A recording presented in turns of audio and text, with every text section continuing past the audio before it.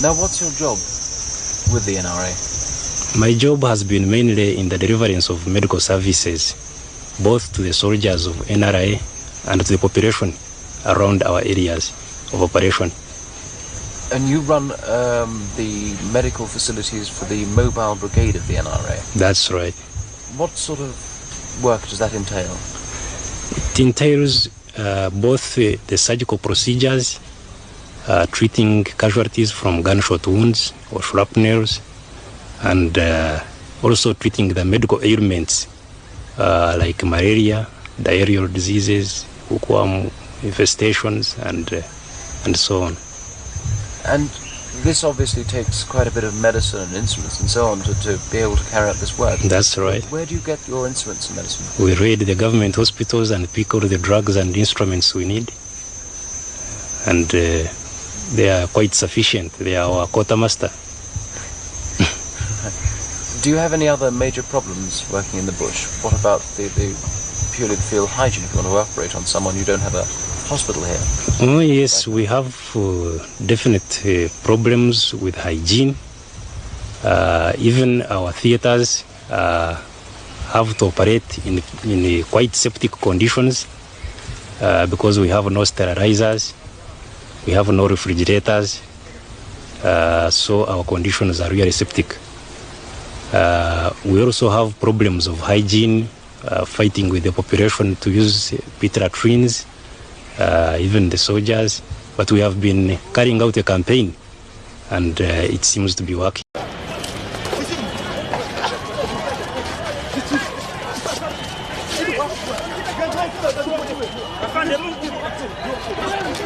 It looks more like a movie scene than real life as police, together with plainclothes security operatives, smashed the windows of Besigye's car using claw hammers and pistols at about 10:30 a.m.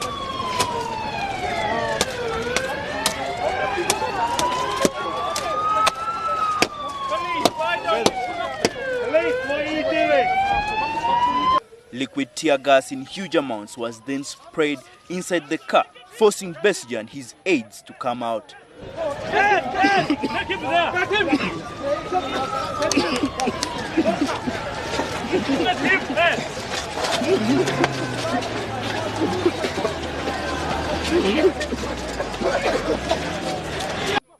Besigye was bundled into a waiting police pickup truck and whisked off to an unknown destination. Let him go!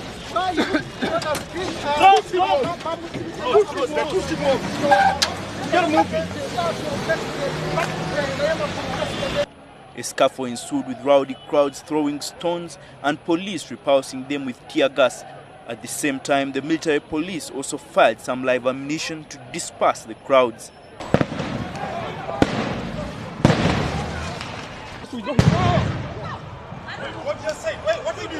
Besigye was just last evening released from a Nakasongola jail after he was arrested last week for taking part in the Walk to Work protests. Michael Baleke, NTV at 1. Butereevu oli ku mukutu gwa Uganda 24 media bwentyo kwensinzidde okubanga nkutuusaako amawulire gano mu bujjuvu kakati ampuliriza ebigambo by'ogenze mu maaso n'okubanga owulira bigambo bya musajja mukulu retired Colonel Dr.Kizza Besigye ampuliriza bwe twogerera bino nga tamanyi biri ku nsi. Ampuliriza omwaka gwali gwa 1982 musajja mukulu no Dr.Kizza Besigye yasalawo abwatyo yayunge ku kabinja ka mwami Museveni akali kagenze mu maaso n'okubanga kagenda mu nsiko kasobole okuyekera gavumenti ya musajja mukulu Dr. Apollo Milton Obote. Ampuliriza no musajja mukulu yakolanga dokita w'abayeekera bano ebbanga lyonna libaamala mu nsiko era bwatyo yagenda mu maaso n'okubanga bwatyo basakisidinga bwe batyo ne bajja mu buyinza kakati.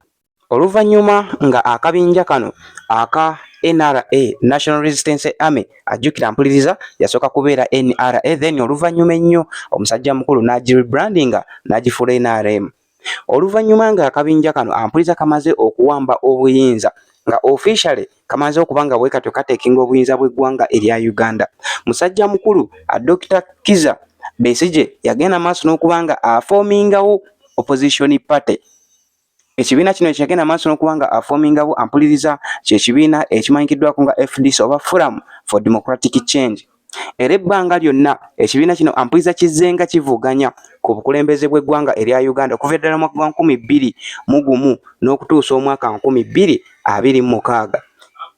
Gino emirundi gyonna musajja mukulu gye yagenda maaso n'okuba nga akontestinga ku bwa pulezidenti obw'eggwanga erya Uganda, tewali mulundi n'ogumu gwe yalangirirwako nga omuwanguzi, wadde nga ebigambo bigenda maaso n'okuba nga ate bitambuzibwa biraga musajja mukulu mirundi mingi azenga awangula akalulu kano. Obutawukanako na His Excellency Robert Kyagulanyi Ssentamu Ampuliriza musajja mukulu Dr.Kizza Besigye okuviira ddala mwaka 2021 gwe yatandika kontestinga ku bwa pulezidenti bw'eggwanga erya Uganda ng'agenda maaso n'okuba nga avuganya mwami Museveni. Ampuliriza mirundi mingi azenga atulugunyizibwa, azenga akubibwa obuto obw'enjawulo, azenga akubibwa teargas nga bw'ozzoolaba bwe bazenga babikola ku His Excellency Robert Kyagulanyi Ssentamu. Kakati Ampuliriza awenjogerera bino nga obulamu bwa musajja mukulu Dr. Kizza Besigye ne wenjogerera bino nga tamanyi bigenda mu maaso ku nsi oluvannyuma lw'ejjo ly'abalamu okubanga yazirikidde mu maaso g'omulamuzi musajja mukulu Emmanuel Baguma ng'agenda maaso n'okuba nga amuwozesa omusango ye gwagamba nti guno omusango teguli mu mateeka era teguteekeddwa kubanga gugenda mu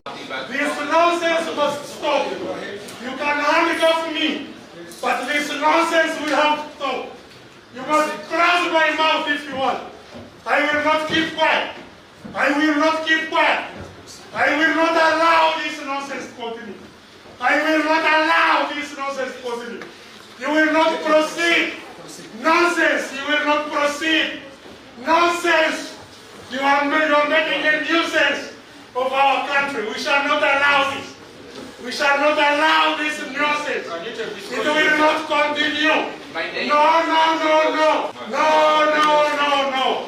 No, no, no, no. No, no, no, no.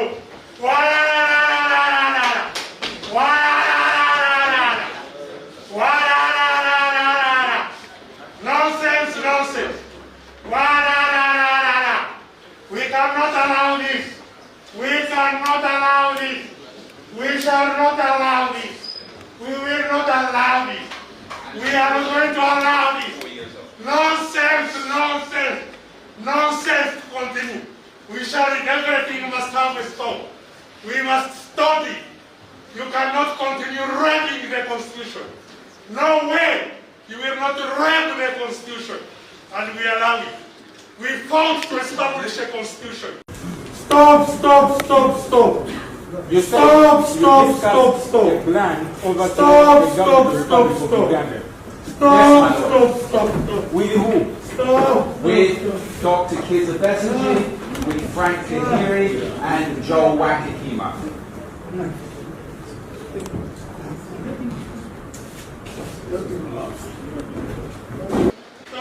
With Dr.Kizza Besigye, with Frank Kahiri, and Joel Wakahima.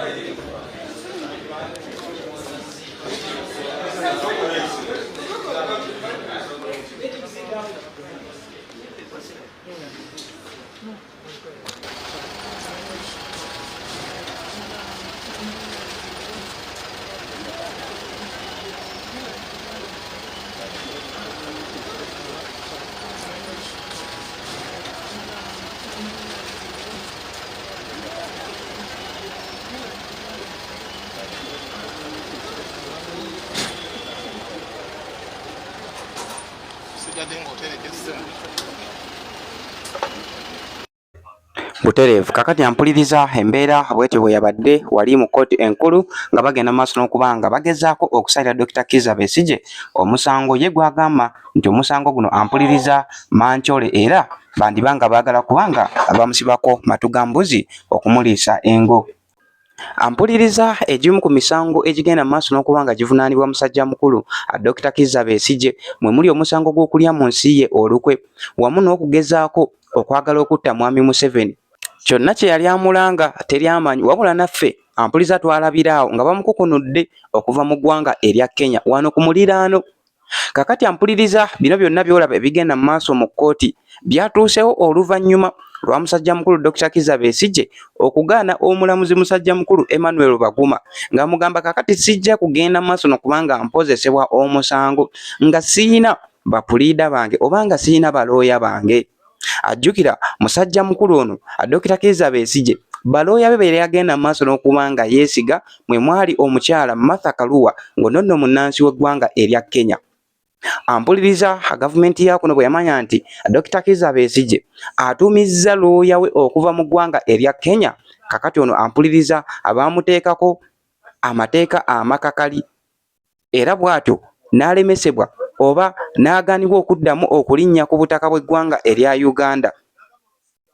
Kakati Dr. Kizza Besigye okuva ku olwo anaasigaza omusajja mukulu Lord Mayor Ssaalongo Erias Lukwago. Ampuliriza Ssaalongo Erias Lukwago ne wenjogerera bino nga naye baamala dde okuba nga bamukwata, kino kitegeeza Dr. Kizza Besigye yasigala mu bbanga nga kitengejja. Ampuliriza gavumenti yalaba guli gutyo era neeyongera negenda maaso n'okubanga esindikira Dr. Kizza Besigye lisiti y'abapuliida abaayo. Aneemutegeeza nti kakati ssebo obadde ogaana omulamuzi okugenda maaso n'okuwozesa omusango bwe tolina bapuliida baabo tubakuwadde londa kwabo osobole okubanga okkiriza musajja mukulu Emmanuel Baguma akuwozesa omusango guno oba gukukka mu vvi gukukke mu vvi ogende maaso n'okubanga okyajingibwa.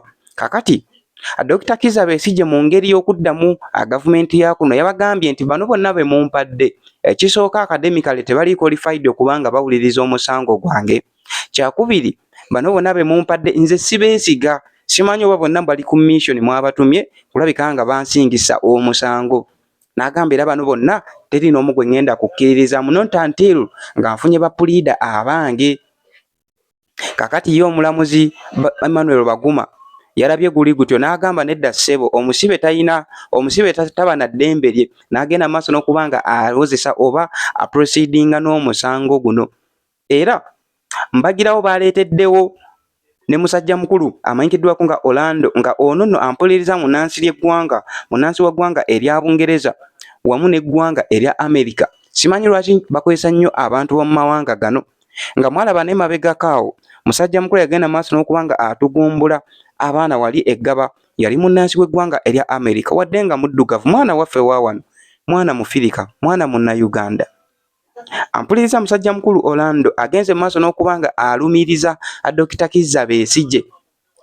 Dr. Kizza Besigye agenze okulaba ng'ebintu bino ampuliriza biyinza okubanga bitegeke oba biteeketeeke okubanga bwe batyo oba oliawo ayinza okwolekera akalabba nga bwe bizze bulungeesebwa.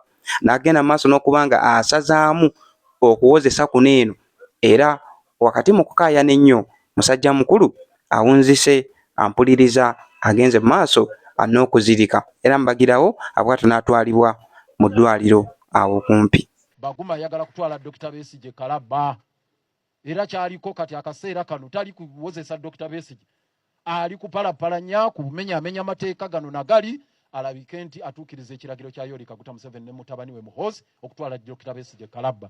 So Justice Baguma naye atwalibwa amateeka. Bannyini oba bakastodian ab'amateeka mu Uganda wano abagakuuma butiribiri abalwanyirizi ba rule of law number 1 mu Uganda abaweebwa obuyinza obwo mu Uganda law mu mateeka Uganda Law Society. Erimu bamemba bajja bababuulira en executive council. So twayogedde ne president kati ali mu Ekizairo mukulu ow'ekitiibwa Ssemakadde Isaac Kimaze era n'atukakasa nti ajja kuweereza omubaka wano okujja okulisiivinga petition eno. Era nga tubasaba nti omanyi kye bagamba obususse obw'omulamuzi embeera egayegaye esusse ebususe obw'omulamuzi. Baguma afuuse ekyambika, Baguma atufuukidde ekizibu, Baguma atufuukidde ekyambika, Baguma tulina okufaafaagana naye. So Uganda Law Society nga bwe ngambye ebbwadde ne ligambibwako nnyini lyo mwe bannyini Baguma. mutuyambe. Baguma ayagala kutwala Dr. Besigye Kalaba. Era kyaliko kati akaseera kano tali kuwozesa Dr. Besigye.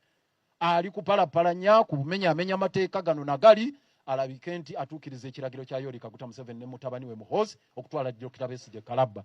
So obulamu bwa Dr. Besigye tugamba tebuyinza genda bwe butyo nga tulaba. So yensonga eno tugambe nti buli lujji lwonna tugenda dunookinga. Tuli basanyufu nti Uganda Lusate eguddewo enziki. Era on that note, permit me to hand over this petition officially for and as one of the leaders of the team, the legal team, officially, I hereby hand over this petition to the Secretary General of Uganda Law Society.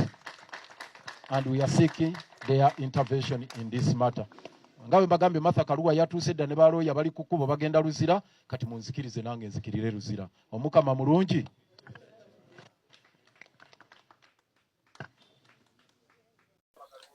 Butereevu. Ampuliriza oyinza okulaba ennaku Dr.Kizza Besigye gy'ayitamu oba oliawo n'otasobola kumanya lwaki atuuse ku eno point ey'ekyawa n'atuuka n'okwagala oba oliawo okukaka oba okwekaka kubanga omuntu ebiseera ebisinga bw'azirika kitegeeza akwesezza amaanyi ge ag'omunda. Akwesezza nnyo amaanyi ge ag'omunda ebiseera ebisinga kye kitera okuvaako okuba nti omuntu osobola okuba nga bw'otyo ozirika. Nkugambye nti embeera Dr.Kizza Besigye ampuliriza oyinza ogiraba ng'ey'okusaagirira wabula amaze ennaku 261 w'enjogerera bino nga musajja mukulu ali mabega wa mitayimbwa. Kaakati mbagirawo nga bino byakagwawo musajja mukulu His Excellency Robert Kyagulanyi Ssentamu agenze maaso n'okubanga ateekayo obubaka wali ku mukutu ogwa Twitter wamu n'omukutu gwe ogwa Facebook. Agambye nti atulabye ebikolwa ebyennyamiza nga musajja mukulu Justice Baguma Emmanuel agezaako okulemezaamu okubanga awozesa Dr. Kizza omusango guno. Wadde nga Dr. Kizza Besigye ye akyalemeddeko agamba ayagala kuwozesebwa mu mateeka mu constitution yennyini efuga eggwanga erya Uganda wabula kyannaku nti musajja mukulu Emmanuel Baguma alemezzaamu agenze maaso n'okubanga atandika omusango guno. N'agamba nti tuvumirira ebikolwa ebiswaza era ebityoboola ekitiibwa ky'abalooya era ebikolwa eby'ekikopi musajja mukulu Emmanuel Baguma byagenze maaso n'okubanga ayolesa omusango guno ogwa Dr. Kizza Besigye. Obubaka buno ampuliriza abuwandiise mu lulimi Lungereza era bubadde bugamba nti a disturbing scenes from court today as Kangaroo Judge Mr. Baguma Emmanuel insisted on proceeding with the trial of Dr. Kizza Besigye in shocking violations of his most basic rights as an accused person. Despite Dr. Besigye's sustained protests against being denied legal representation of his choice, the Kangaroo Judge proceeds to hear the testimony of the regime's principal witness, Orlando Wilson, yoli gwe nkugambyeko. Era ng'omukulu agambye nti ono political mercenary eyagenze maaso n'okubanga bw'atyo apangisibwa okubanga alumiriza Dr. Kizza Besigye emisango gino. A disgraced political mercenary, we are informed that since the time Dr. Kizza Besigye eventually collapsed in court as the bogus trial went on, he is still unconscious. We condemn the shameful and dishonorable conducts of the Kangaroo Judge Baguma. All Dr. Kizza Besigye and his co-accused are asking for is a fair trial before a fair judge or no trial at all. The Constitution must prevail. Balamusizza mwenna Abannayuganda bannange balina nkakasa nti ffenna tulabye embeera Dr. Besigye gy'alimu bukyanga bamukwata ne bamutwala mu kkooti y'amagye mu bumenyi bw'amateeka. Kkooti ensukulumu neevaayo n'esalawo nti kya bumenyi bw'amateeka okusibira abantu abatali basirikale mu kkooti ez'amagye, naye still ne basigala nga bamukwatiddeyo n'abasiba abalala ba political prisoners abangi nga babakwatiddeyo ne kkooti bwe yali ng'emaze obbata. Mwenna balinaawo kibalaze nti Museveni ne mutabani we baagala kutta Dr. Besigye, ate si yekka naffe abalala. Mutabani wa Museveni mwamulabye bwe yavuddeyo n'agamba nti Dr. Besigye ajja kuva mu kkomera nga either ali mu keesi y'abafu oba nga amaze kufukamira wansi kwetondera Museveni naye nga amufukamirira ku ddiru ki. Awo nno we mbasabira mwenna mumanye nti ebizibu Besigye byali mu kuyitamu ne basibe banne si attack ku Besigye yekka wabula eyo attack ku ffenna abalwanira enkyukakyuka ffenna abaagala enfuga ennungi wano mu Uganda. Era njagala mmanye nti tegwokyanjwemu bwe bamala okunyigiriza omu badda ku mulala ajja kubeera either gwe oba nze. Kale nno nsaba ffenna abalina emitima egy'eggwanga tuveeyo tuvumirire ekikolwa kino ekikyamu ekyobutemu ekiri mukolebwa ku munnaffe ffenna nga tulaba nga bwe twasala entotto ne bannange okubaako kye tukola nammwe mbakubiriza yonna gye muli mukwatagane mutekewo pressure okulaba nga munnaffe bamusumulula kubanga bwe kiva ku mulala kidda ku omu. Bw'oba tukubye enduulu ng'obuzibu butuuka ku mulala kijja kuba kizibu abalala okuba enduulu ng'obuzibu butuuka ku ggwe. N'olw'ensonga eyo mbakunga mwenna mutekewo pressure okulaba nga amateeka agagobererwa nga bannaffe bano bateebwa aba political prisoners bonna nga mwe muli ne Dr. Besigye. Free Besigye, free Machete, free Kalanzi, free all political prisoners. Thank you very much, Professor. I'm inspired by that. Before I say anything, I'll request you to understand me, because I view things probably in a more pragmatic way, being that I come from the continent and I live on the continent in real time. For me, I will not look at it in an academic way. And other than defining, maybe I'll prefer to describe what I see or what I have come to know and understand as Pan-Africanism is precisely pro-Africanism. For Africa, looking out for Africa. But what Africanism? African weather, African resources, African minerals, or African people? It's diverse. Pan-Africanism, in my view, is supposed to be pro-African people, the people to begin with, then everything else comes in. Unfortunately, I must also mention that while we sing Pan-Africanism, this is the most abused term by us, but not for us. Pan-Africanism started out as a beautiful thing by our forefathers, the Osajefo Kwame Nkrumah, Julius Nyerere, Patrice Lumumba, and all those. These were our forefathers that fought for independence. And I believe there was a time when they stood like we are standing today, when they gathered in these numerous cities, planning to go back. And indeed, they went back and pushed what was realistic Pan-Africanism, then to liberate Africa and ensure that Africa achieves self-determination. Unfortunately, over the time, it has changed again and again and again. My baptism name is Robert. I was named after Robert Mugabe. He was a great Pan-Africanist. He was a great revolutionary. But by the time he passed away, I did not want to call myself Robert. And that is why I prefer calling myself Bobby, because he had relegated the same. So many people have turned into that, including our own Gen.M7, who was a great revolutionary, who spoke magic when he was my age. So Pan-Africanism today makes very little sense. Why? I mean, look at exactly what's happening in South Africa today, which is supposed to be the base of Pan-Africanism, which is the anchor, which is the collection of all our collective African efforts. In every single African country, Pan-Africanism was a sounding vowel. It was the word, it was the chant, while Africans were putting efforts together to go and liberate South Africa. Today, the black man is a foreigner, not only in South Africa, but everywhere else. I'm here in exile. I'm supposed to be in exile in Kenya or Zambia or Tanzania, but I cannot hide myself in Kenya because the dictator in Uganda is in perfect collaboration with a new incoming dictator in Kenya or Tanzania.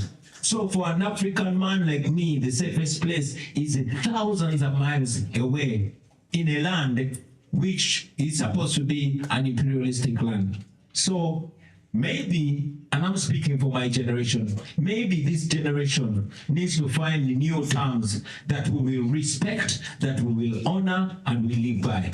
Nevertheless, Pan-Africanism is supposed to be for Africa, by Africa, pro-Africa. Thank you very much.